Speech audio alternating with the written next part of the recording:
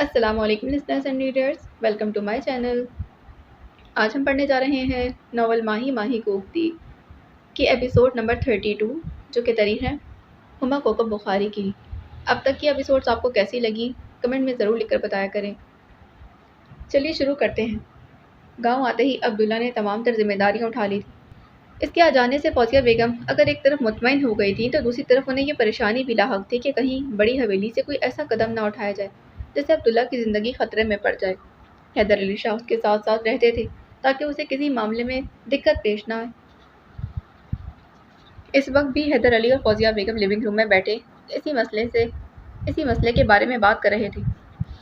अब्दुल्ला के गांव आ जाने से तो मैं बहुत खुश हूँ, लेकिन साथ ही ये तशवीश भी है कि पीर साहब और उनके बेटों का कोई भरोसा नहीं।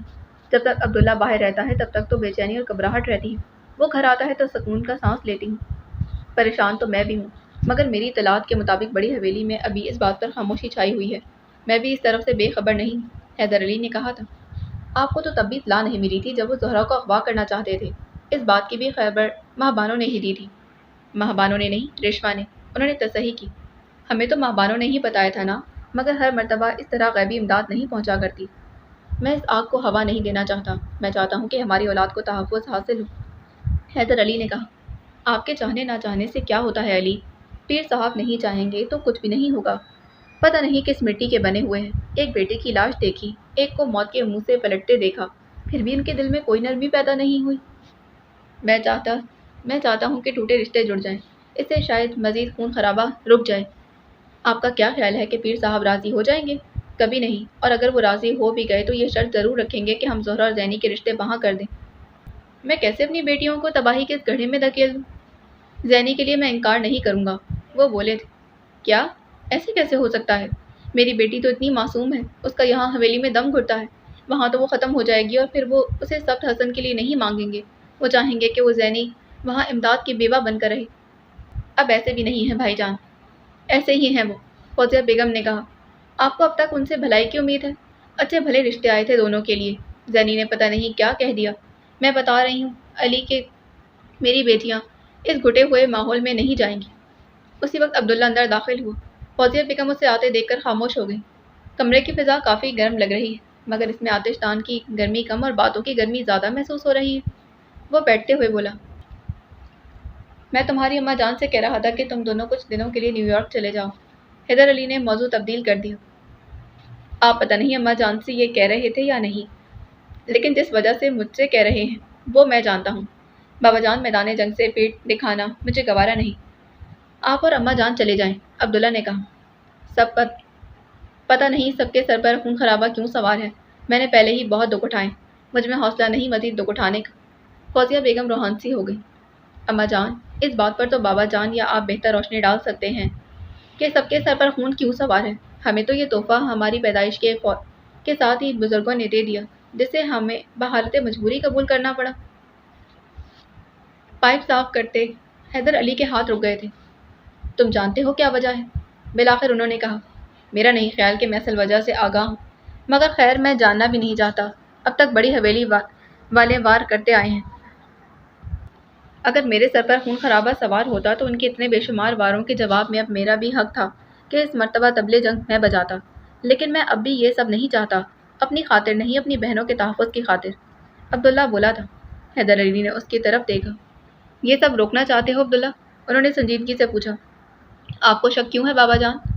मैं जानना चाहता हूँ कि क्या तुम ऐसा दिल से चाहते हो या फिर महज ज़ुबानी कलामी दावे? मैं दिल से चाहता हूँ बाबा जान। ज़ैनी और सब के लिए तो मैंने इतना स्टैंड लिया, आखिर किस वजह से? ठीक है, उन्होंने पाइप में तंबाकू भरते कहा। मेरा भी यही ख्याल था, इसीलिए तो मैं और तुम्हारी अम्मा जान बड़ी हवेली जा रहे हैं। बड़ी हवेली जा रहे हैं? पूछ सकता हूँ क्यों? अब्दुल्ला ने उनकी तरफ सवालिया निगाहों से देखा। तुम्हारी तालीम मुकम्मल हो चुकी है, तुम सब जिम्मेदारियां संभालने के अहल हो। मंगनी तो बचपन में ही हो चुकी है। हम चाहते हैं कि अब शादी की तारीख भी तय कर दी जाए और रेशमा बहू बनकर हवेली में आ जाए, हैदर अली ने कहा। अब्दुल्ला के माथे पर बल पड़ गए। उसे अंदाज़ा नहीं था कि गांव पहुंचने के सिर्फ चंद दिन बाद इस मौजू पर बात करनी पड़ेगी, इसीलिए उसने फौरी तौर पर माँ बानो का जिक्र करना मुनासिब नहीं समझा था। लेकिन अब जब ये मौजू छिड़ गया तो फिर उस पर खुलकर बात कर लेना मुनासिब था। मैं नहीं समझता बाबा जान कि इस मसले का कोई हल है, बिलाखिर उसने कहा। वजूहात बहुत सी हैं। اگر صرف خاندان کے حوالے سے دیکھا جائے تو پہلی بات تو یہ کہ بڑے بابا جان ہی اس بات پر راضی نہیں ہوں گے، اگر ہو گئے تو مشروط طور پر، اور ان رشتوں کا بھی تقاضا کریں گے جو انہوں نے ذہنی اور زہرا کے یک طرفہ طور پر کر لیے تھے۔ اس کے علاوہ بابا جان، میں بچپن کے طے کیے ہوئے رشتوں کو ذہنی طور پر قبول نہیں کر سکتا۔ آج سے 24-25 سال قبل حالات کا فرق تھا، آج اور ہیں۔ آپ نے ہمیں اپنے طور پر سوچنے کا موقع دیا ہے تو یہ ممکن نہیں کہ ہم نے اس موضوع پر کبھی نہ سوچا۔ حیدر علی اور فوزیہ بیگم خاموشی سے اس کی طرف دیکھ رہے تھے۔ میں نہیں سمجھتا کہ ریشما اور میں ایک دوسرے کے لیے مناسب ہیں، نہ ہی کبھی میں نے اس کے متعلق اس انداز میں سوچا ہے۔ میری کالج فیلو ماں بانو، آپ اور اماں جان دونوں ہی اس سے مل چکے ہیں، ہم دونوں ایک دوسرے کو پسند کرتے ہیں اور میرا ارادہ اسی سے شادی کرنے کا ہے۔ حیدر علی کچھ دیر تک خاموشی سے پائپ کے کش لیتے رہے، پھر بولے، تم ریشما کو جانتے نہیں ہو، ورنہ شاید یہ نہ کہتے کہ تم دونوں ایک دوسرے کے لیے مناسب نہیں۔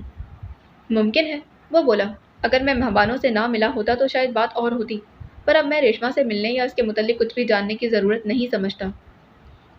میرا خیال تھا کہ اور کچھ نہیں تو تم میری عزت کی خاطر میرے الفاظ کا پاس ضرور کرو گے۔ بابا جان، آپ کی عزت کی خاطر تو میں جان بھی قربان کر سکتا ہوں، لیکن وقت بہت طویل ہو گیا ہے۔ اس گزرتے ہوئے وقت کے ساتھ عزت کا مفہوم بھی بدلتا جا رہا ہے۔ آپ کے الفاظ عزت سے زیادہ ذمہ داری ہیں جن کا بوجھ آپ میرے کندھوں پر ڈالنا چاہتے ہیں۔ اس سے آپ نے اسی گھرانے سے دشمنی کا بوجھ بھی میرے کندھوں پر ڈالا۔ آپ نے بہت سے فرائض تو میرے سپرد کر دیے ہیں، لیکن اپنی زندگی کے لیے مجھے ایک بھی حق دینا گوارا نہیں کیا۔ عبداللہ نے کہا۔ فوزیہ بیگم گومگوں کے عالم میں بیٹھی تھی، وہ سمجھ نہیں پا رہی تھی کہ اس بحث کو میں کس کا ساتھ دیں۔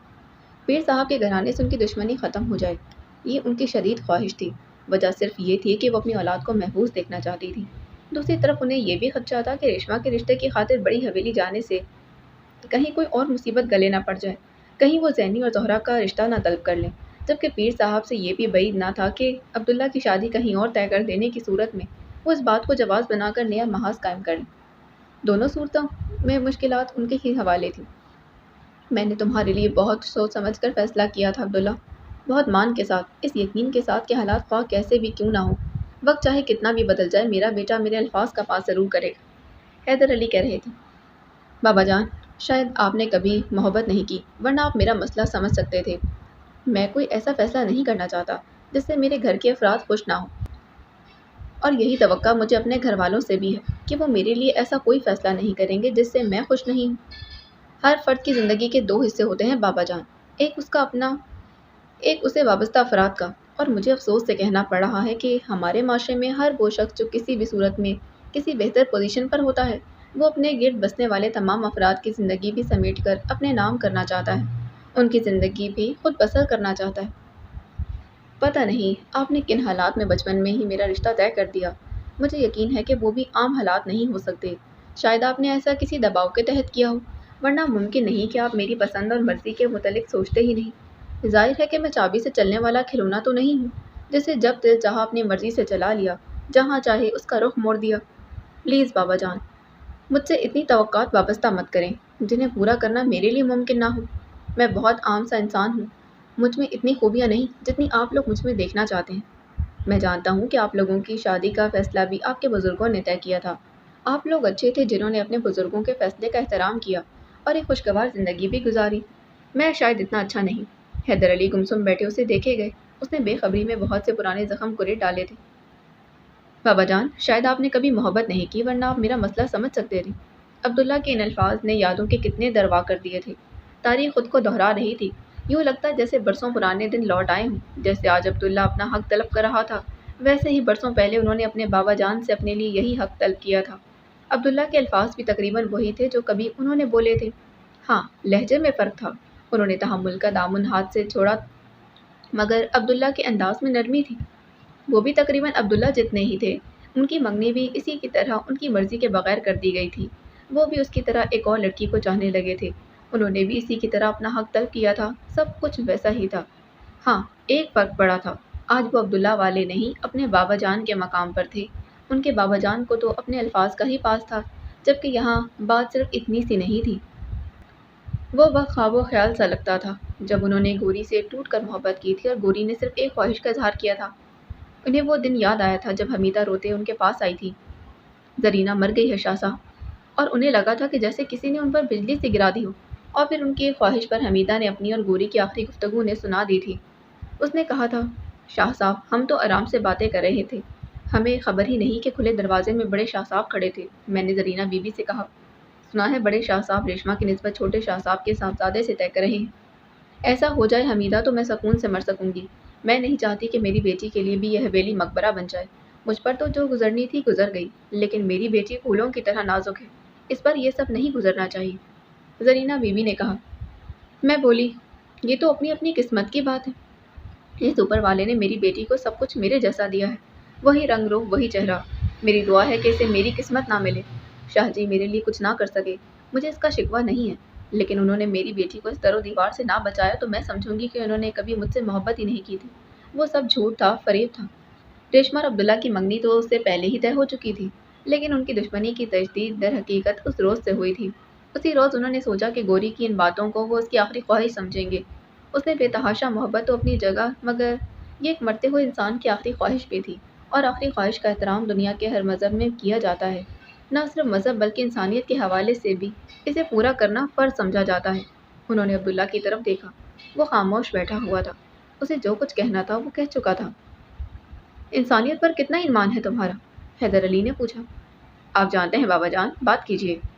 ایک مرتے ہوئے انسان کی آخری خواہش کو کیا درجہ دیتے ہو تم؟ وہ الجھن میں ان کی طرف دیکھنے لگا۔ فوزیہ بیگم ان کے چہرے پر نظریں گاڑے بیٹھی تھی۔ یوں سمجھو عبداللہ کہ ایک مرتے ہوئے انسان کی آخری خواہش ہے۔ فوزیہ بیگم اٹھ کر لیونگ روم سے باہر نکل گئیں۔ حیدر علی نے انہیں جاتے دیکھا۔ کیا مطلب بابا جان؟ میں سمجھ نہیں سکا، آپ کیا کہنا چاہتے ہیں؟ عبداللہ نے الجھن کے ساتھ پوچھا۔ صرف اتنا کہ تمہیں ریشما سے ہی شادی کرنا ہوگی، وہ کہہ کر باہر چلے گئے۔ اماں جی تذبذب کے عالم میں تھیں کہ کیا کریں۔ ماہ بانو گاؤں تو نہیں جانا چاہتی تھی، وہ چاہتی تو اس کے ساتھ زبردستی بھی کر سکتی تھی، مگر اس روز وہ روئی تھی تو انہیں لگا کہ جیسے اس کے آنسو ان کے دل پر گر رہے ہیں۔ ریشما کی محبت اپنی جگہ ٹھیک، وہ ان کی مرحومہ بہن کی نشانی تھی اور اپنی زندگی کے دن صرف ایک امید پر گزار رہی تھی، مگر ماہ بانو تو ان کی سگی اولاد تھی، اکلوتی بیٹی، جسے بہت دکھ اٹھا کر پالا تھا انہوں نے۔ جب وہ پیدا ہوئی تو وہ خود اسے دیکھ کر حیران رہ گئی، اتنی پیاری بیٹی انہی کی تھی۔ کبھی اس کا ماتھا چومتی، کبھی ہاتھ، کبھی اس کے ننھے ننھے پاؤں دیکھتی۔ جب وہ ہنستی تھی تو انہیں لگتا کہ کائنات روشن ہو گئی، اور وہ روتی تو انہیں محسوس ہوتا جیسے کسی نے ان کا کلیجہ چیر ڈالا۔ چھوٹے سے گھر میں ساس، سسر، جیٹھ، جیٹھانی، نندے، دیور سبھی تھے۔ ماہ بانو کی پیدائش پر صرف وہ اور ماہ بانو کے ابا جی خوش ہوئے تھے۔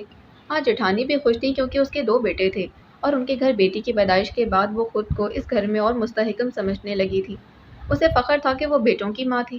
خاندان والے مبارکباد دینے کی بجائے ماہ بانو کو ماتمی انداز میں دیکھتے کہ ان کا خون کھول اٹھتا، یہ فکرہ تو انہیں کاٹ کر رکھ دیتا۔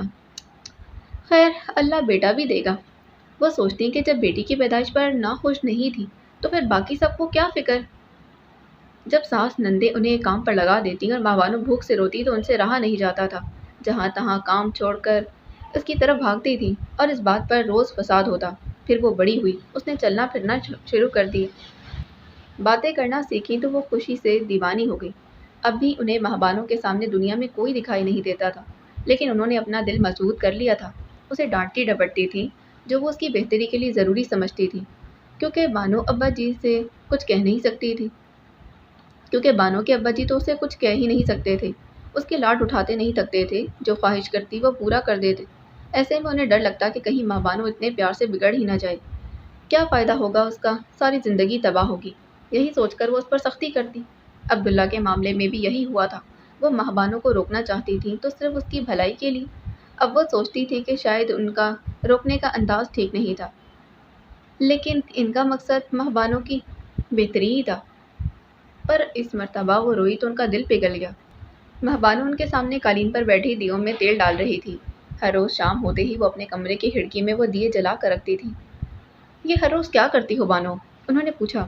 اس نے سر اٹھا کر ان کی طرف دیکھا، اس کے چہرے پر 1000 رنگ بکھرے ہوئے تھے۔ کچھ نہیں، اس نے کہا اور بلا وجہ ہنس پڑی تھی۔ بس یوں ہی دل چاہتا ہے۔ اسی وقت دروازے پر دستک ہوئی، ماہ بانو نے اس طرف دیکھا، دروازہ کھلا ہوا تھا اور وہاں ایڈی کھڑا تھا، چہرے پر پریشانی چھائی تھی۔ خیریت تو ہے ایڈی؟ وہ دیے چھوڑ کر اس کی طرف متوجہ ہو گئی۔ آؤ بیٹھو بیٹا، امی ٹھیک ہیں؟ اماں جی نے کہا۔ جی آنٹی، امی ٹھیک ہیں۔ پھر وہ بانو سے مخاطب ہوا۔ بانو تم سے کام تھا؟ اسے احساس ہو گیا ایڈی کو اماں کے متعلق کام تھا۔ چلو باہر لان میں ہی چلتے ہیں، ماہ بانو نے اٹھتے ہوئے کہا۔ بانو جلدی آنا، مجھے تم سے ضروری بات کرنی ہے، اماں نے کہا۔ اچھا کہہ کر وہ نکل گئی تھی۔ بالکل ساتھ ساتھ گھر ہونے کی وجہ سے ان کا ایک دوسرے کے گھروں میں آنا جانا لگا رہتا تھا۔ ایڈی کی امی اور مہبانو کی امی کے درمیان بھی میل جول تھا۔ ہاں، مہبانو لان میں آ کر اس کی طرف متوجہ ہوں۔ میں بہت پریشان ہوں۔ اماں سے رابطہ کرنے کی کوشش کر لی ہے لیکن ہو نہیں سکا۔ وہاں سے بہت درست قسم کا جواب ملتا ہے کہ اماں گھر پر نہیں۔ میری سمجھ میں نہیں آ رہا کہ کیا کروں۔ کبھی سوچتا ہوں کہ سکھر چلا جاؤں۔ نہیں، سکھر جانے کی حماقت مت کرنا، پہلے یہ تو پتہ چلے کہ وہاں حالات کس قسم کے ہیں، مہبانو نے کہا۔ مگر یہ کیسے پتہ چلے گا؟ اور پھر یہ بھی تو معلوم نہیں کہ اماں کس حال میں ہے۔ تم اندازہ نہیں کر سکتی میری پریشانی کا۔ مجھے اندازہ ہے، وہ سمجھانے والے انداز میں بولی۔ اب تم فون پر رابطے کی کوشش کرتے رہو۔ اب میں کوشش کرتی ہوں۔ مجھے یقین ہے کہ اس کے گھر والے میری بات کروا دیں گے اس سے۔ مشکل ہے، جیمز یہی کوشش کر چکا ہے، ایڈی نے کہا۔ تم دونوں لڑکے ہو، میری بات دوسری ہے، اور ایڈی پلیز، تم ہم سب دوستوں کے بتائے بغیر کوئی قدم نہیں اٹھاؤ گے اس سلسلے میں۔ یوں بھی فی الحال سکھر جانا بیکار ہے۔ میرا تو دماغ بالکل کام نہیں کر رہا۔ تمہارے اسکالرشپ اور ایڈمیشن کا کیا ہوا؟ مہبانو نے پوچھا۔ وہ تو ہوا ہی سمجھو، بلکہ میں سوچ رہا ہوں کہ جب تک لندن نہیں جاتا تب تک کسی ریٹائرنگ ایجنسی میں جاب کر لوں۔ جب تک لندن نہیں جاتا تب تک کسی ایڈورٹائزنگ ایجنسی میں ہی کام کر لوں۔ مجھے اس وقت سخت ذہنی انتشار ہو رہا۔ میں اس وقت سخت ذہنی انتشار کا شکار ہوں۔ اس کا کوئی فائدہ نہیں ہوگا تمہیں۔ صرف ذہنی انتشار کا شکار ہونے سے تمہیں اماں تو نہیں مل جائے گی۔ مجھے بہت شکوہ ہے تم لوگوں سے بھی۔ تمہیں اور نیہا کو معلوم تھا اماں کی پرابلم کے متعلق، تو اس وقت تم نے مجھے کیوں نہیں بتایا؟ تم کیا کر لیتے اس سلسلے میں؟ کچھ بھی نہیں، جیسے میں کچھ نہیں کر سکی۔ اس وقت تمہیں بتا دیتے تو تمہارا تھیسس بھی رہ جاتا، مہبانو بولی تھی۔ تھیسس گیا بھاڑ میں۔ اس کے انداز میں غصہ تھا، جھنجھلاہٹ تھی۔ پلیز ایڈی، خود پر قابو رکھو۔ میں ابھی اماں کو رنگ کرتی ہوں اور پھر تمہیں بتاتی ہوں۔ مہبانو اسے پریشان دیکھ کر خود بھی پریشان ہو رہی تھی۔ کچھ نہیں ہوگا اس سے بھی۔ لیٹ می ٹرائی، مہبانو نے کہا۔ آل رائٹ، تم جاؤ، میں کوشش کرتی ہوں۔ جیسے ہی میرا اس سے رابطہ ہوا میں آ کر تمہیں بتا دوں گی۔ وہ اندر چلی آئی تھی۔ اماں جی ٹی وی دیکھ رہی تھی۔ وہ گیلری کی طرف بڑھ گئی۔ بانو، مجھے تم سے ضروری بات کرنی ہے، انہوں نے اسے گیلری کی طرف جاتے دیکھ کر کہا۔ بس اماں ابھی آئی، ذرا اماں سے بات کر لوں۔ وہ فون اٹھا کر اپنے کمرے میں لے گئی۔ میں مہبانو بول رہی ہوں، اماں کی دوست، اماں سے بات کروا دیں پلیز، اس نے کہا۔ نرم لہجہ یکدم سخت ہو گیا۔ اماں گھر پر نہیں؟ اچھا تو پھر آپ اسے میرا میسج دے دیں۔ لیکن دوسری جانب فون بند کر دیا گیا۔ مہبانو نے حیرت سے ریسیور کی طرف دیکھا۔ اسے اس قسم کے رد عمل کی توقع نہیں تھی۔ دوبارہ کوشش کر لینے میں کیا حرج ہے؟ پھر بھی انہوں نے یہی حرکت دہرائی تو بھی دوبارہ فون کرنے لگی۔ آخر ایسا کب تک کریں گے؟ اس نے سوچا اور نمبر ڈائل کرنے لگی۔ دوسری طرف سے فون اٹھایا گیا تو بولی، شاید لائن کٹ گئی تھی۔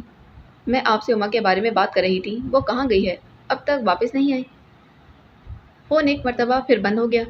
کتنے بدتمیز لوگ ہیں یہ، سوچ بھی نہیں رہے کہ فون کا بل آنے پر مجھے اماں کے سامنے پیشی بھگتنی ہوگی۔ 5-6 مرتبہ کی کوششوں کے بعد بھی کوئی مثبت نتیجہ نہ نکلا تو وہ تھک گئی تھی۔ اب کیا کروں؟ سوچ کر اس نے نیہا کا نمبر ڈائل کیا۔ اس مرتبہ فون کا بل دیکھ کر اماں جی نے مجھے الٹا ہی ٹانگ دینا ہے، وہ بولی تھی۔ کیوں؟ عبداللہ فون نہیں کرتا جو تمہیں اس سے کرنا پڑتا ہے، نیہا نے ہنستے کہا۔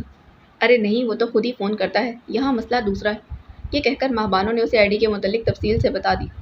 یہ تو بہت گڑبڑ ہو گئی۔ میرا خیال ہے کہ کچھ کوشش مجھے بھی کرنی چاہیے۔ میں اسے رنگ کرتی ہوں، شاید بات بن جائے۔ میں انتظار کروں گی تمہارے فون کا، کہہ کر مہبانو نے فون رکھ دیا۔ زیادہ دیر نہیں گزری تھی، فون کی گھنٹی بجنے لگی۔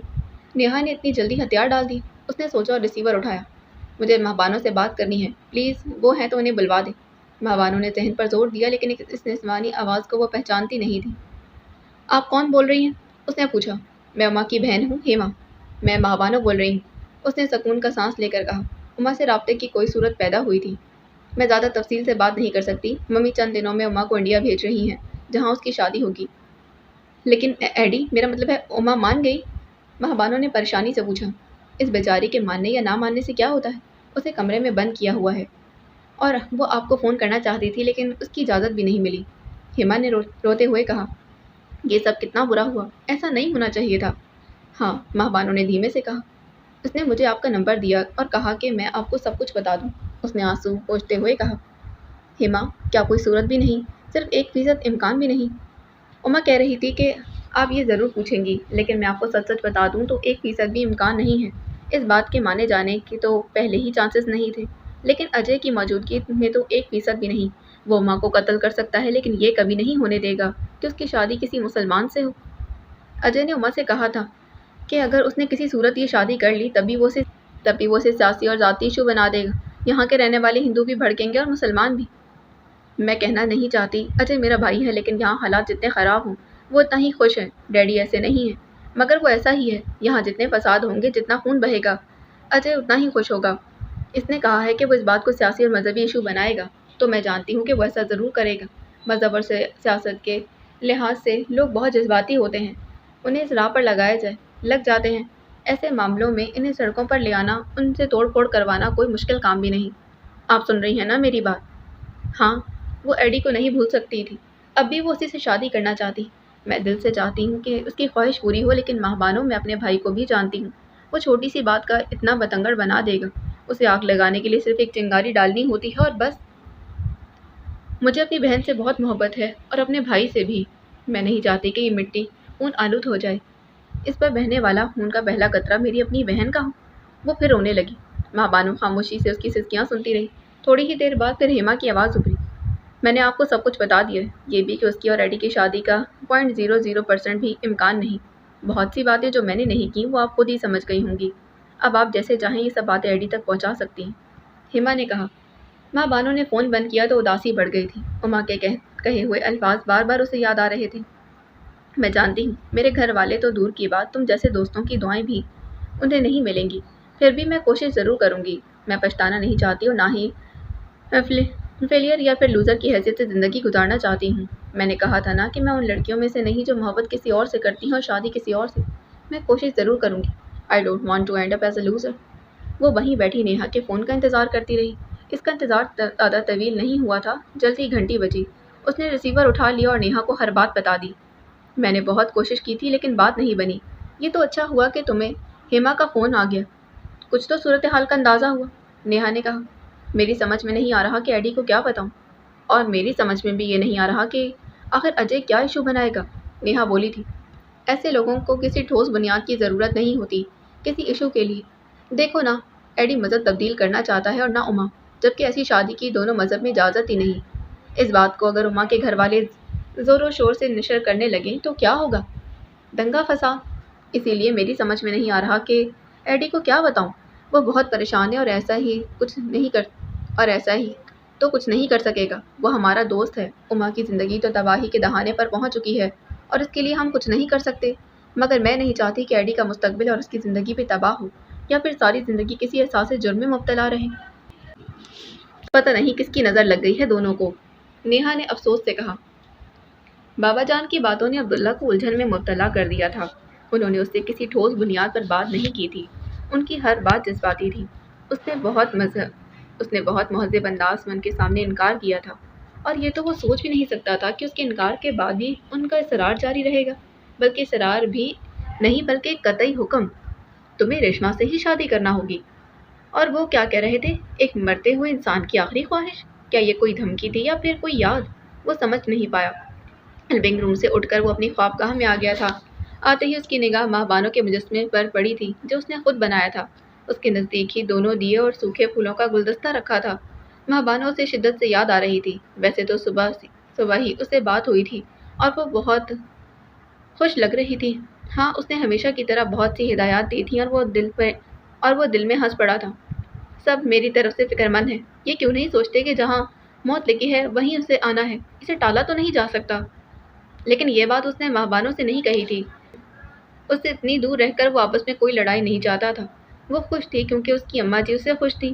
اس نے عبداللہ کو بہت محبت آمیز لہجے میں کہا، مجھے لگتا ہے کہ اماں جی مان گئی ہیں۔ وہ کیسے؟ اس نے پوچھا۔ پتہ ہے عبداللہ، میری اور ابا جی کی تو ہمیشہ سے انڈرسٹینڈنگ رہی، مگر اماں جی سے کبھی نہ ہو سکی۔ مگر اب پہلی مرتبہ وہ میری بات سمجھی ہیں۔ مجھے ویسے پیار کیا جیسے کبھی میرے بچپن میں کیا کرتی۔ مجھے اچھا لگا۔ وہ اس طرح بتا رہی تھی جیسے یہ کوئی بہت بڑا انکشاف۔ اس نے ماہ بانو کے مجسمے سے نگاہیں ہٹائیں اور سگریٹ سلگانے لگا۔ اسی وقت انٹر کام کی بزر بجی تھی۔ دوسری طرف اماں جان تھی۔ عبداللہ، میرے پاس آؤ، انہوں نے کہا۔ وہ سگریٹ ایش ٹرے میں مسل کر اٹھ کھڑا ہوا۔ اماں جان خوابگاہ میں تھی، بابا جان نہیں تھے۔ وہ صوفے پر بیٹھ گیا۔ تم نے پہلے کبھی ذکر نہیں کیا کہ تمہیں ماں بانو پسند ہے، انہوں نے بلا تمید کہا۔ میرے خیال میں تو یہ وقت مناسب نہیں تھا۔ بابا جان نے ذکر شروع کیا تو میں نے بھی ذکر کر دیا، وہ بولا تھا۔ تم نے اپنے بابا جان کو ناراض تو نہیں کیا؟ पता नहीं वैसे इस वक्त न जाने क्यों वो मेरी बात समझने पर तैयार नहीं है। बहरहाल जैसा उनके लिए अपने अल्फाज से फेरना नामुमकिन है, वैसे ही मेरे लिए भी वादे करके अपने अल्फाज तोड़ देना नामुमकिन है। मुझे भी वादे का पास रखना है। आप प्लीज़ बाबा जान को राज़ी कर लें। मेरी समझ में नहीं आ रहा कि तुम्हारे और इस हवेली के मुस्तकबिल के लिए क्या चीज़ बेहतर है। अगर हम रेशमा के लिए रिश्ता लेकर जाएं तो मुमकिन है वो इनकार कर दें। ना सिर्फ ये बल्कि उसे अपनी तौहीन समझते हुए और पुरानी दुश्मनी के हवाले से वो फिर सरगर्म हो जाए। और अगर हम तुम्हारी शादी कहीं और कर दें तो भी ये मुमकिन है कि वो इस बात को अपनी तौहीन समझे और कहें कि ये रिश्ता तो रेशमा के साथ बचपन में तय हो गया था, फिर हमने उसे नज़रअंदाज करके किसी दूसरी लड़की को बहू क्यों बना लिया। इस तरह भी तो उनके हाथ एक जवाब आ जाएगा, तुम्हें खुदा न खास्ता तकलीफ पहुंचाने का। अम्मा, अम्मा, वो हर सूरत में मुझे कत्ल करना चाहते हैं और मेरी शादी के सिलसिले में आप लोग जो भी कदम उठाएंगे वो उसे नए सिरे से जवाब बनाकर इस दुश्मनी में इजाफा ही करेंगे। आप रिश्ता वहाँ लेकर जाएंगी तब भी, नहीं लेकर जाएंगी तब भी। अल्लाह ना करे तुम्हें कुछ हो। अम्मा जान सख्त परेशान हो गई। मैं जानना चाहता हूँ कि बाबा जान जब किसी मरते हुए इंसान की आखिरी ख्वाहिश का जिक्र कर रहे थे तो उसका क्या मतलब था, वो क्या कहना चाहते थे। यह कोई धमकी थी या माजी की कोई गुमशुदा कड़ी, उसने पूछा। अम्मा जान ने आंखें बंद कर ली। जाओ अब्दुल्ला, मैं आराम करूंगी, मेरे सर में दर्द हो रहा है।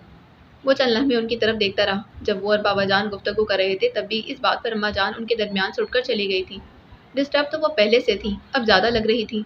वाज़ेह तौर पर वो इस मौजू पर बात नहीं करना चाहती थी। वो वहाँ से उठाया, कमरे में आकर उसने फ़ोन अपने करीब खिसकाया और महबानों का नंबर मिलाने लगा।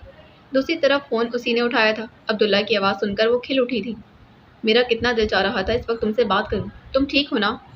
हाँ, वो बोला। फिर पूछा, क्या कर रही थी? मैं दिए जला रही थी, तुम बहुत याद आ रहे थे। तुमने भी दिए जलाए? उसने महबानों के दिए तोहफों की तरफ देखा। वो दिए अब तक वैसे ही पड़े थे। मैंने इस वक्त तुमसे ज़रूरी बात करनी है बानो। उसने उसकी बात नज़रअंदाज कर दी थी। कहो, खैरियत तो है ना? वो फिक्रमंद हो गई। हाँ, उसने कहा। फिर कदर तौक़ुफ़ से बोला, तुम हमारे ख़ानदान के किसी माजी की बात कर रही थी ना, जिससे तुम वाकिफ़ थी, जिसे मैं नहीं जानता था। अब मैं इसके बारे में जानना चाहता हूँ। दूसरी तरफ खामोशी छा गई। मेरी बात सुन रही हो बानो? हाँ। तो जवाब क्यों नहीं दे रही? आज मेरे पास इस बात का कोई जवाब नहीं है अब्दुल्ला, ना ही उससे तुम्हें कोई दिलचस्पी होगी। मैंने तुम्हारे बाबा जान से भी कहा था कि तुम्हें किसी बात की खबर नहीं। उन्हें भी यही पता है। उन्हें भी ये बात अच्छी नहीं लगेगी कि तुम माजी को कुरे दो। माँ बानो ने कहा, मगर किसी के माजी का साया हमारी ज़िंदगी पर पड़ रहा है और ये बात मेरे लिए नाकाबिले बर्दाश्त और नाकाबिले फ़हम है। मुझे बताओ अब्दुल्ला कि तुम प्रेशराइज हो रहे हो इस बात से। नहीं, लेकिन मैं जानना चाहता हूँ कि मैं कहाँ खड़ा हूँ। वो बोला था। मुझसे कुछ पूछने के बजाय तुम बाबा जान से क्यों नहीं पूछ लेते? वो मुझसे ज़्यादा इस बारे में तुम्हें बता सकते हैं। इस कहानी से सभी वाकिफ़ हैं सिवाय मेरे? अब्दुल्ला ने कहा। नहीं, इससे बहुत कम लोग वाकिफ़ हैं। और तुम कैसे जानती? इसे मैं अपनी बदकिस्मती के अलावा और कुछ नहीं कह सकती, माँ बानो ने कहा। वो इस मौजू से डिस्टर्ब हो रही थी। अब्दुल्ला ने उसे मज़ीद कुरेदना मुनासिब नहीं समझा। एडी ठीक है? उसने पूछा। बहुत मुश्किल है यहाँ अब्दुल्ला। उमा और एडी का मामला बहुत बिगड़ गया। वो कैसे? महबानों ने उसे कुछ तफसील से बता दिया था। वो बहुत परेशान है। मैंने अब तक उसे कुछ नहीं बताया। कुछ समझ में नहीं आ रहा कि क्या करूं, कैसे ये सब कुछ बताऊं, और ये सब जान लेने के बाद इसका क्या रद्द-ए-अमल होगा। फिलहाल मैं उसे गांव बुलवा लेता हूं। जेम्स और ज़हीर को भी साथ बुलवा लेता हूं। ज़हीर भी परेशान है। हम सबको अब ज़हनी तौर पर थोड़े आराम की ज़रूरत है। शिकार का प्रोग्राम बनाएंगे, तफरीह रहेगी, सब फ्रेश हो जाएंगे। हाँ, ये ठीक रहेगा, महबानों ने कहा। फिर कदर तौक़ुफ़ से बोली, मैं भी गाँव आ रही। ये प्रोग्राम कैसे बना? अम्मा जी मेरी वजह से अपना ट्रिप कैंसिल कर रही थी। मुझे यूँ घर में अकेला छोड़ना नहीं चाहती थी। मैं नहीं चाहती कि मेरी वजह से उनका प्रोग्राम ख़राब हो। अब्बा जी को गए इतने महीने हो गए। मेरी तो मजबूरी है कि मैं नहीं जा सकती, मगर अम्मा जी को ज़रूर जाना चाहिए। अब्बा जी हमें और हम उन्हें बहुत मिस कर रहे हैं। नेहा से कोई और बात हुई? अब्दुल्ला ने पूछा। हाँ, जेम्स ने शायद तुम्हें बताया हो, उसे जॉब मिल गई एडवर्टाइजिंग एजेंसी में। दोनों की मंगनी की तारीख भी तय हो गई है और नेहा ने बहुत ज़ोर दिया है आने के लिए। वो तुम्हें इनवाइट करने के लिए फ़ोन करेगी। हम सब होंगे, बस उमा नहीं होगी। वो बोला था। मत याद दिलाओ मुझे, इस तरह से मेरा दिल बहुत दुख रहा है। मुकर्रम ने मौलवी साहब से कहकर महबानों को गाँव आने के लिए फ़ोन करवा दिया था। रेशमा आप ही उदास हो रही हैं और उनकी ख्वाहिश है कि महबानों गाँव आ जाए। आप फ़ोन करके उसे यहाँ आने के लिए कह दें। उसने अपने मखसूस हुक्मिया लहजे में उनसे कहा था और उन्होंने फ़ोन कर दिया था। फिर चंद दिन बाद मालूम हुआ कि वो गाँव आने वाली थी। रेशमा के दिन बहुत बेचैनी से गुजर रहे थे। ہر لمحہ اسے مہمانوں کی آمد کا انتظار تھا اور ہر پل یہ دھڑکا کہ ابھی عبداللہ کے متعلق کوئی بری خبر سننے کو مل جائے گی۔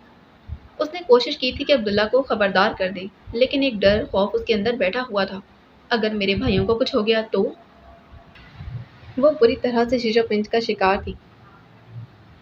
امداد علی کی موت کا ذمہ دار وہ اب تک خود کو ہی سمجھتی تھی۔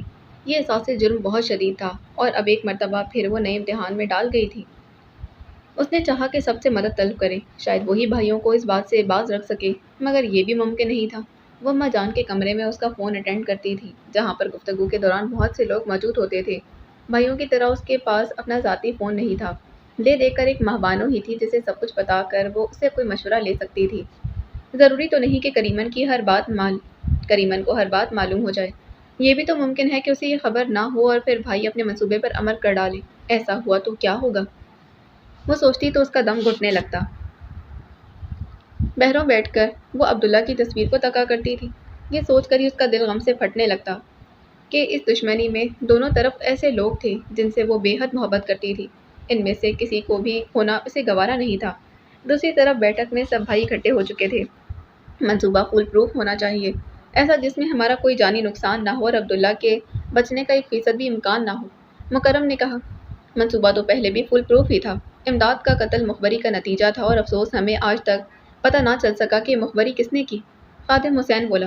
اس منصوبے کو محدود رکھیں، یہ تو خدشہ کم ہوگا نا؟ مکرم نے کہا۔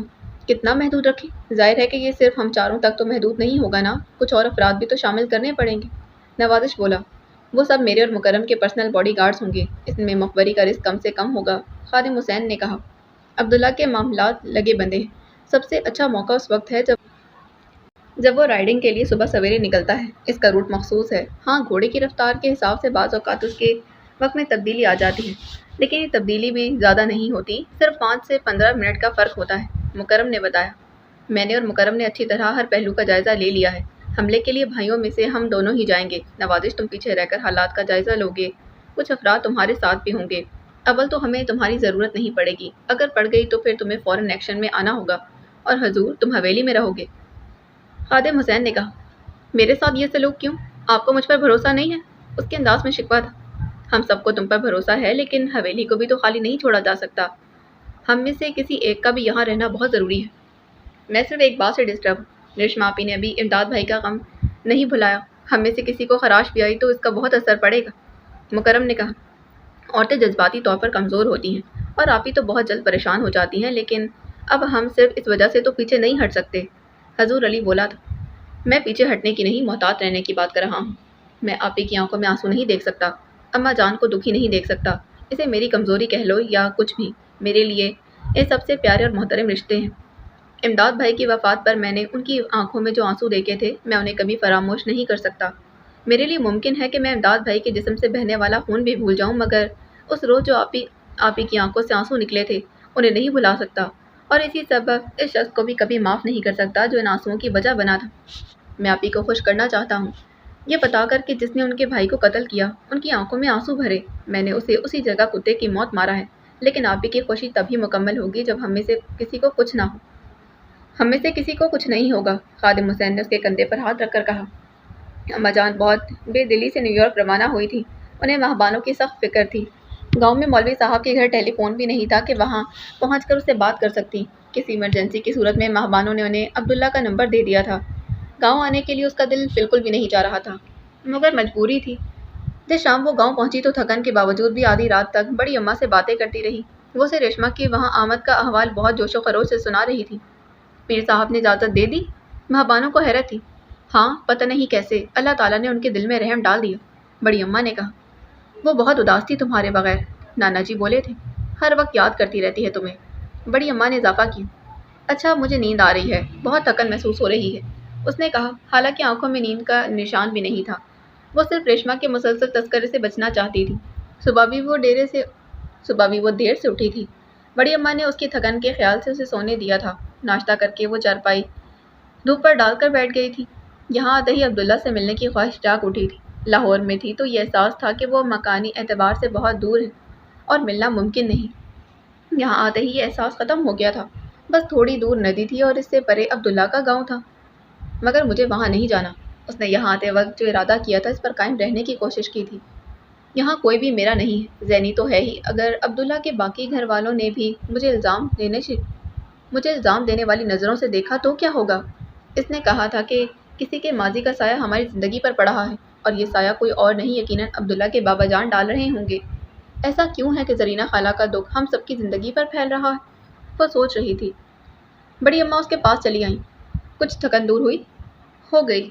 تمہارا دل چاہے تو ریشما سے بھی ملاؤ۔ انہوں نے دبے دبے انداز میں یوں کہا جیسے منت کر رہی ہوں۔ ان کے اس انداز میں اس کا دل دکھ سے بھر گیا تھا۔ جی بڑی اماں، میں یہی سوچ رہی تھی، بس اس دھوپ نے تھوڑا سست کر دیا ہے۔ وہ اٹھتے ہوئے بولی۔ تھوڑی دیر میں تیار ہو کر وہ نانا جی کے پاس آ گئی۔ اسے ریشما کی طرف چھوڑائے۔ بڑی اماں نے دور سے ہی انہیں آواز دی۔ وہاں بانو کو آتے دیکھ ریشما کھل اٹھی تھی۔ بانو، اس نے چیخ کر کہا اور اس کے ساتھ لپٹ گئی۔ کتنی یاد آ رہی تھی تم۔ میں نے تو سوچا کہ تم مجھے بھول ہی گئی ہو۔ تمہیں کیسے بھول سکتی ہوں؟ مہابانو نے چادر اتار کر تہہ کرتے کہا۔ میرے دن رات تمہارے آنے کی دعائیں کرتے ہی گزر رہے تھے۔ وہ دونوں بیٹھ کر ایک دوسرے اور باقی گھر والوں کی خیریت دریافت کرتی رہیں۔ مہابانو نے اماں جی کے نیو یارک جانے کے بارے میں بتایا، یہ کہ وہ خود ان کے ساتھ کیوں نہیں جا سکی، اور یہ بھی کہ اس نے ان سے کیا کچھ منگوایا ہے۔ تم ان سے ملی؟ اس کی باتیں ختم ہونے پر ریشما نے پوچھا تھا۔ عبداللہ یہی ہوتا ہے آج کل، مہابانو نے کہا اور وہ اٹھ کھڑی ہوئی۔ میں اب چلتی ہوں، بڑی اماں انتظار کر رہی ہوں گی۔ ابھی سے؟ تھوڑی دیر پہلے تو آئی ہوں۔ صبح آئی تھی میں، اب سپہر ہو رہی ہے، مہابانو بولی۔ سردیوں کے دن ہیں، اتنے چھوٹے تو ہوتے ہیں، ورنہ اتنا زیادہ وقت تو نہیں گزرا، اور ابھی تو نانا جی بھی نہیں آئے تمہیں لینے کے لیے۔ مجھے تھکن محسوس ہو رہی ہے سفر کی، گھر جا کر سونے کا ارادہ ہے۔ اس نے بہانہ بنایا۔ یہاں سو جاؤ، اتنی جلدی مت جاؤ پلیز، مجھے تم سے بہت ضروری بات کرنی ہے۔ ریشما نے اس کا ہاتھ پکڑ کر اسے روکنا چاہا۔ عبداللہ کے متعلق؟ مہابانو نے کوشش کی کہ اس کے لہجے کی تلخی ظاہر نہ ہو۔ ہاں، انہی کے متعلق۔ یہی کہ اس نے تمہارے متعلق کیا کچھ کہا اور اسے کیا پسند اور کیا ناپسند ہے، اب کہ وہ اپنی تلخی چھپا نہ سکی۔ نہیں، یہ سب کچھ تو افسانوی باتیں ہیں، مجھے کچھ اور کہنا ہے۔ ریشما نے اس کے لہجے پر غور کیے بغیر کہا اور اٹھ کر دروازے کی کنڈی لگا دی۔ مہابانو کے ذہن میں خطرے کی گھنٹی بجنے لگی۔ اس کی چھٹی حس ایک دم بیدار ہو گئی۔ بہت پرانے محسوسات ایک مرتبہ پھر جاگ اٹھے، ویسے ہی جیسے زرینہ خالہ کی چھوٹی سی صندوقچی کھولتے وقت اسے محسوس ہوئے تھے۔ یوں جیسے کچھ ہونے والا تھا، جیسے کوئی کہانی چپکے چپکے اس کے گرد گھیرا تنگ کر رہی تھی، اور اس میں مہابانو کو مرکزی کردار ادا کرنا تھا۔ کالج کی سرخ اینٹوں کی عمارت اور مسجد کے سفید روشن مینار اسے کچھ سمجھانے کی کوشش کر رہے تھے۔ پیر صاحب رجب علی شاہ کی حویلی سے اسے آواز دے کر بلا رہی تھی۔ اس روز کی طرح آج بھی وہ سوچ رہی تھی کہ اس کہانی میں اس کا کردار کہاں فٹ آتا تھا۔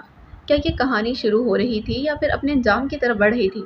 تب بھی اس نے زرینہ خالہ کی کہانی سنانے کے لیے اماں سے کہا تھا۔ مجھے یوں لگتا ہے جیسے اس کہانی کو سننے کی میری آرزو کہیں بہت اندر سے پھوٹ رہی ہو، جیسے یہ کہانی آپ کی نہیں میری زندگی کا حصہ ہو، اور اسے جاننے کا مجھے پورا حق حاصل ہو۔ اور اماں نے کتنا درست کہا تھا اسے۔ کسی انسان کا ماضی کھنگالنے سے صرف دکھ اور غم ملتا ہے، خاص کر ایسے شخص کا جسے مرے ہوئے بھی کئی سال بیت گئے۔ مگر وہ باز نہیں آئی تھی، اور اس نے زرینہ خالہ کی کہانی جان کر ہی دم لیا تھا۔ پھر آہستہ آہستہ اسے پتہ چلا کہ اماں نے بالکل ٹھیک کہا تھا۔ زرینہ خالہ کا ماضی جان کر کیا ملا تھا اسے؟ صرف غم۔ یہ سب نہ جانتی تو شاید احساس جرم بھی اتنا شدید نہ ہوتا، اور اب عبداللہ بھی یہ سب جاننا چاہتا تھا۔ وہ شاید خطرے میں ہے بانو۔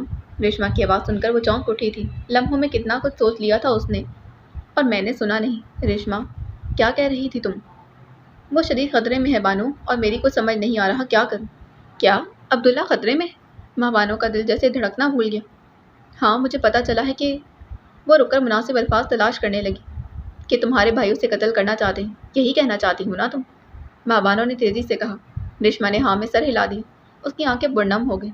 مجھے بتاؤ بانو، میں کیا کروں؟ اپنے بھائیوں کو بچاؤں تو انہیں کھونا پڑتا ہے، اور انہیں بچاؤں تو بھائیوں کو کھو دوں گی۔ سوچ سوچ کر تو میں پاگل ہو رہی ہوں۔ وہ رو پڑی تھی۔ یہی محبت ہے تمہاری؟ جھوٹ کہتی ہو کہ تمہیں عبداللہ سے محبت ہے، سراسر جھوٹ۔ تمہیں عبداللہ سے محبت ہوتی تو یہ سب نہ سوچتی۔ مہابانو نے نفرت سے اس کی طرف دیکھا۔ ایسے مت دیکھو میری طرف بانو، تمہارے بھائی نہیں ہے نا، ورنہ تم اس کشمکش کو سمجھ لیتی۔ میں نے اپنے بہت پیارے اور جوان بھائی کی لاش دیکھی ہے، اپنی آنکھوں کے سامنے۔ تمہیں کیا پتا کہ میں نے وہ دن کیسے گزارے تھے، کتنی گھٹن محسوس ہو رہی تھی، کتنا غبار بھر گیا تھا میرے اندر۔ آج کے دن تک مجھے یہی لگتا ہے کہ امداد بھائی کے قتل کی ذمہ دار میں ہوں۔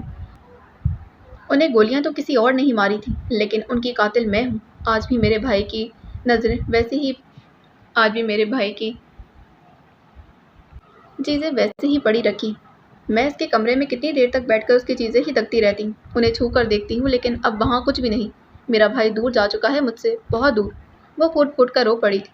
उसकी बातें सुनकर महाबानो को पहली मर्तबा उससे मोहब्बत या हमदर्दी कुछ भी महसूस ना हो रहा था। मैं किसी और को भी रोना नहीं चाहती बानो, क्या ये आग कभी नहीं बुझेगी? मैं मैं ना अपने भाइयों को रो सकती हूँ ना उन्हें। काश हमारे दरमियान की दुश्मनी ना होती। न जाने ये सब किसने शुरू किया, किस वजह से।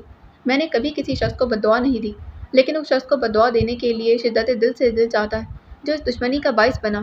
फिर भी मैं ऐसा नहीं कर सकती। किसे बद्दुआ दूँ? सभी तो मेरे अपने हैं। वो हिचकियों के दरमियान कह रही थी। अपनी सगी माँ को बद्दुआ दो जो इस दुश्मनी की वजह बनी, और अपने बाप को बद्दुआ दो जिसने दुश्मनी का ये पौधा लगाया, उसे सींचा, बड़ा किया, यहाँ तक कि अपने बेटे के खून से उसकी आबियारी की, फिर भी उसका दिल ठंडा नहीं हुआ। महाबानो ने नफरत से कहा। रेशमा पलके झपकाए बगैर एकटक उसे देखे गई। मेरी सगी माँ? बिलाखिर उसके होंठ हिले। हाँ, तुम्हारी माँ, तुम्हारी सगी माँ, मेरी जरीना खाला। और तुम्हारे बाप के मुंह को तो वैसे भी खून लगा हुआ है। कत्ल करना और कत्ल करवा देना, दोनों उसके लिए सिर्फ मशगले हैं। अब्दुल्ला को ख़त्म करके वो अपने सगे भाई से बहुत पुराना बदला लेना चाहता है। हो सकता है कि वो अपने भाई को कभी गले लगा ले, लेकिन इस वक्त जब वो उसकी नस्ल ख़त्म कर चुकी। महाबानो गुस्से से मुठियाँ भींच कर रह गई थी। रेशमा साकित बैठी उसे धक्के जा रही थी। मुझे बताओ, क्या करने वाले हैं तुम्हारे भाई अब्दुल्ला के साथ? कब और कहाँ जान लेना चाहते हैं वो उसकी? महाबानो ने इसे झंझोड़ दिया था। तुम्हें किसने बताया बानो कि इस दुश्मनी की वजह मेरी माँ जी हैं? मैं तुमसे कुछ और पूछ रही हूँ, महाबानो ने तेज लहजे में कहा। मैं भी तुमसे पूछ रही हूँ कि तुमने मेरी माँ जी का जिक्र क्यों किया। मुझे बताओ कि वो किस तरह इस दुश्मनी की बुनियाद बनी है। ओह गॉड, ये वक्त इन बेकार बातों का नहीं है। ये बेकार बातें नहीं हैं, रेशमा ने भी तेज लहजे में कहा। कुछ हाथ नहीं आएगा तुम्हारे ये सब जानकर, सिवाय दुख के। और अगर तुम ये जानने पर मुसर रही तो तुम्हें वो सब भी जानना होगा जो आज हो रहा है।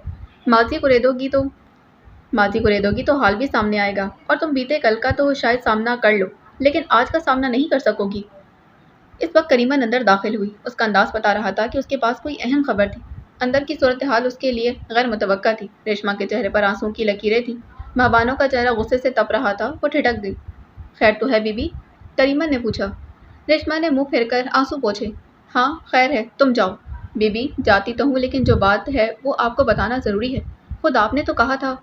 उसने महाबानो की तरफ देखते कहा। वो जानती थी कि रेशमा महाबानो से कुछ नहीं छुपाती, लेकिन उसे अंदाज़ा नहीं था कि अब्दुल्ला के कत्ल का मंसूबा भी वो महाबानो पर जाहिर करना चाहती है या नहीं। रेशमा ने उम्मीद भरे लहजे में पूछा। भाइयों ने इरादा बदल दिया है ना? नहीं बीबी, मुझे रमजो ने अभी बताया कि अब की मर्तबा तो ऐसा मंसूबा है कि अब्दुल्ला शाह साहब बचेंगे नहीं। वो चंद कदम आगे बढ़कर कालीन पर बैठते हुए बोली।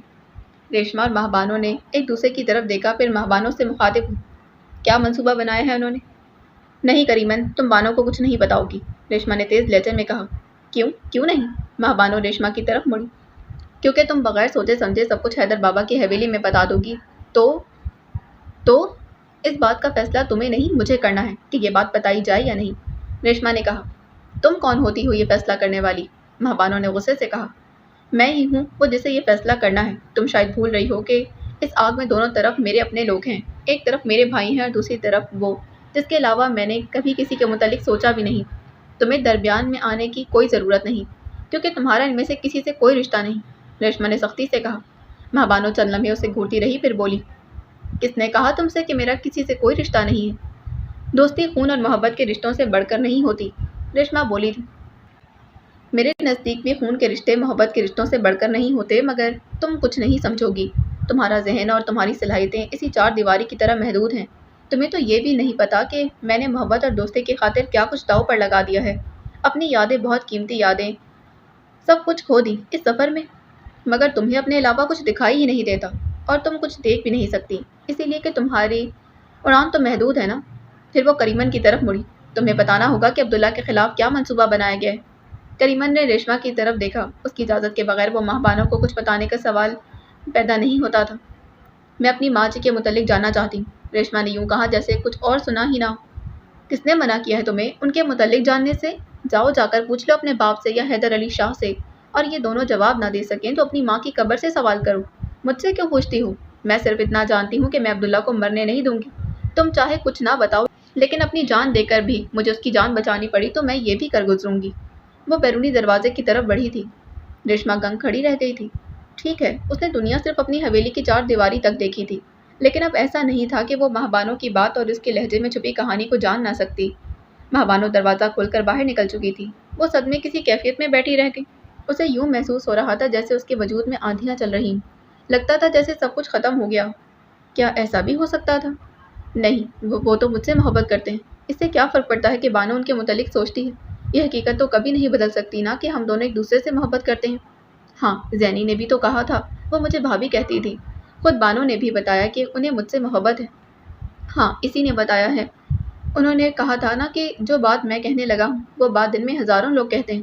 بہت عام سی بات ہے، لیکن ہر کہنے والے کے لیے یہ نئی اور خوبصورت ہوتی ہے۔ بانو، تم ریشما سے کہنا کہ میں اس سے محبت کرنے لگا ہوں۔ نہیں، ایسا تو نہیں ہو سکتا۔ بانو میرے ساتھ یہ کبھی نہیں کر سکتی۔ وہ مجھے بہن کہتی ہے، دوست کہتی ہے۔ کبھی کوئی بہن اپنی بہن کے ساتھ ایسا کرتی ہے؟ نہیں، میں غلط سوچ رہی ہوں۔ ہاں، ایسا ہی ہے۔ بانو کبھی یہ حرکت نہیں کر سکتی۔ وہ اس کے دوست ہیں، اس کے لیے جذباتی ہو کر یہ بات کہی اس نے۔ میں بھی پاگل ہوں، کیا سمجھ بیٹھی؟ بانو تو ایسی لڑکی ہے جو ہر کسی سے محبت کرتی ہے۔ وہ عبداللہ کے لیے اتنی جذباتی ہو رہی ہے تو صرف اسی لیے کہ وہ دونوں دوست ہیں اور میں اس کی بہن۔ وہ ہم دونوں سے انہی حوالوں سے محبت کرتی ہے۔ وہ نہیں چاہتی ہوگی کہ میں بعد میں پچھتاتی رہ جاؤں۔ ریشما نے خود کو تسلی دی، لیکن جو کانٹا اس کے دل میں پیوست ہو چکا تھا وہ اس کی کسر ختم نہ ہو سکی۔ بی بی، اب کیا کروں؟ کریمن بوکھلائی ہوئی تھی۔ ریشما چونک گئی۔ تم ایسا کرو کریمن کے بانو، بی بی کے پیچھے جاؤ جلدی سے اور ان سے وہ سب کہہ دو جو تم مجھے بتانے آئی تھی۔ جلدی کرنا، وہ زیادہ دور نہیں گئی ہوگی۔ اس نے کہا۔ انہیں یہاں اندر لے آؤ بی بی، اس نے پوچھا تھا۔ نہیں، یہاں اندر لانے کی ضرورت نہیں ہے، ریشما نے کہا تھا۔ کریمن کمرے سے نکل گئی۔ ریشما کو خود بھی احساس نہیں تھا کہ اس نے اتنی جلدی یہ فیصلہ کس بنیاد پر کیا تھا۔ زینی نے کچھ دنوں کے لیے پاکستان جانے کا فیصلہ کر لیا تھا۔ یہاں مجھے کچھ اچھا نہیں لگتا، ادھر آ کر میں ایک لمحے کے لیے بھی خوش نہیں ہوں، اس نے سبت اور زہرا سے کہا۔ تمہارا اپنا فیصلہ تھا یہ، زہرا نے کہا۔ فیصلے غلط ہو جائیں تو اپنی غلطی مان لینی چاہیے، اس پر اڑے نہیں رہنا چاہیے، وہ بولی تھی۔ کس فیصلے کی بات کر رہی؟ سب نے اس کی طرف دیکھا۔ اپنے گھر سے اتنی دور چلے آنے کی بات کر رہی ہوں۔ مجھے لگتا ہے کہ میں سب کچھ کھو کر آئی ہوں۔ اگر تمہارا یہ فیصلہ غلط ہے تو پچھلے کئی تمام فیصلے بھی تو غلط ہوں گے۔ میں نہیں چاہتا کہ تم کسی وقت بھی پچھتاؤ۔ میں کوئی پچھتا نہیں رہی، وہ اس کی بات کاٹ کر بولی۔ نہ ہی میرے باقی فیصلے غلط ہیں، مگر تم میری بات سمجھتے ہی نہیں ہو۔ مجھے اماں اور بابا جان بہت یاد آتے ہیں۔ جب اماں فون پر بات کرتے ہوئے مجھ سے کہتی ہیں کہ سب کچھ چھوڑ کر گھر واپس آ جاؤ، تو میرا دل چاہتا ہے کہ میں ابھی اڑ کر ان کے پاس پہنچ جاؤں۔ تم ہوم سک فیل کر رہی ہو اور کوئی بات نہیں، زہرا نے کہا۔ کیسا ہوم سک فیل کرنا گڑیا؟ اب 6-7 مہینے ہونے لگے ہیں ہمیں یہاں آئے ہوئے۔ پھر تم دونوں پہلے کس گھر میں رہ رہی تھی؟ مری میں۔ کیا تمہاری اماں اور بابا ہوتے تھے وہاں؟ زینی گاؤں سے بیزار تھی، یہاں آئی تو گاؤں یاد آنے لگا، سب نے کہا۔ مجھے گاؤں یاد نہیں آ رہا، اماں بابا یاد آ رہے ہیں، وہ رو پڑی تھی۔ دیکھو تو زینی، ہم بہت بڑا فیصلہ کر کے گھر سے نکلے ہیں۔ پاکستان میں رہ کر یہ ممکن نہیں کہ ہم اور ہمارے گھر ایک ہو سکے، ایسا صرف یہی ممکن ہے، سب بولا تھا۔ مجھے پتا ہے اور یہ بھی معلوم ہے کہ میں تمہارے بغیر نہیں رہ سکتی، لیکن مجھے اماں اور بابا بہت یاد آتے ہیں، تو کیا میں انہیں یاد بھی نہ کروں؟ اگر انہیں یاد کرتے مجھے رونا آ جائے تو پھر کیا روں بھی نہیں؟ کتنا کہا ہے میں نے انہیں کہ کچھ دنوں کے لیے ہی صحیح یہاں آ جائیں، لیکن وہ نہیں آتے۔ ہمیں ایسا تو نہیں کرنا چاہیے نا؟ فی الحال تو ممکن نہیں ہے، لیکن ایگزامس کے بعد تم ہی پاکستان چلی جانا، سب نے اسے مشورہ دی۔ نہیں، میں ابھی گھر جاؤں گی، اور وہ اپنی بات پر اڑ گئی تھی۔ زہرا اور سبت حسن تو یوں بھی اس کے آنسو دیکھ کر پگھل جاتے تھے۔ اس مرتبہ تو وہ اتنا روئی کہ مس جارج کو بھی اجازت دینی پڑ گئی۔ پاکستان میں بھی اس نے اپنی آمد کی اطلاع تب تک نہیں بھجوائی جب تک اس کی فلائٹ میں محض چند گھنٹے نہیں رہ گئے تھے۔ اسے ڈر تھا کہ بابا جان اسے آنے سے منع کر دیں گے۔ پڑھائی کے معاملے میں وہ بہت سخت تھے۔ یہ سب کتنا برا ہے کہ ہمارے خاندان کے افراد آپس میں لڑتے جھگڑتے رہتے ہیں۔ اگر وہ صلح صفائی سے رہتے تو ہم بھی وہیں پاکستان میں خوش خوش رہ سکتے تھے۔ ایئرپورٹ جاتے اس نے سب سے کہا۔ ہاں، مگر یہ ممکن نہیں ہے، اور میرا مشورہ یہ ہے کہ تم گھر پہنچ کر اطمینان سے میرے اور اپنے متعلق دوبارہ سوچو۔ یہ بات بھلا دو کہ حالات کبھی بہتر ہوں گے، یہ کبھی بہتر نہیں ہو سکتے۔ اس کے بعد سوچو کہ میرے اور تمہارے ساتھ رہنے کی کیا کیا آپشنز ہیں، اور کیا تمہارے لیے ممکن ہے کہ سب کچھ چھوڑ دو صرف ایک شخص کے لیے؟ تم یہ کیوں سوچ رہے ہو کہ میں باقی سب کچھ چھوڑ نہ سکی تو تمہیں چھوڑ دوں گی یا میں پچھتا رہی ہوں؟ نہیں سب، میں تو صرف اپنے گھر والوں کو یاد کرتی ہوں، اب کیا یہ بھی نہ کروں؟ اس نے بےچارگی سے کہا۔ وہ خاموش رہا۔